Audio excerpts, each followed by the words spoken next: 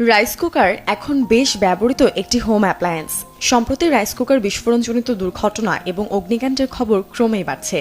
এতে মানুষ আহত হচ্ছে, ঘরবাড়ি পুড়ে যাচ্ছে, এমনকি প্রাণহানিও ঘটছে।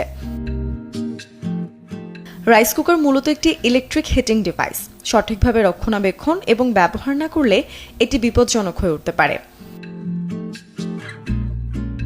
রাইস কুকারের ভেতরে একটি নির্দিষ্ট পরিমাণ জলীয় বাষ্প তৈরি হয়।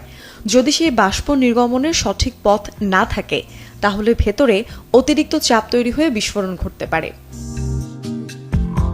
অনেকেই প্রেসার রিলিজ বাল্ব পরিষ্কার না রাখার কারণে এই সমস্যায় পড়েন। অনেকেই ধারণা করেন বেশি পানি দিলে তাতে ভাত ভালো হবে, কিন্তু অতিরিক্ত পানি দিলে ভেতরের চাপ বেড়ে যায় এবং কুকারের কার্যকারিতা ব্যাহত হয়। এতে শর্ট সার্কিট, ওভারফ্লো বা বিস্ফোরণ ঘটতে পারে। রাইস কুকারের ঢাকনাটি ঠিকমতো না লাগালে ভেতরের তাপ ঠিকভাবে বের হতে পারে না। এতে কুকার অস্বাভাবিকভাবে গরম হয়ে বিস্ফোরণ ঘটায়। কুকারের নিচে বা প্রেসার রিলিজ অংশে যদি খাবার জমে থাকে, তাহলেও এটি স্বাভাবিক কাজ করতে ব্যর্থ হয়।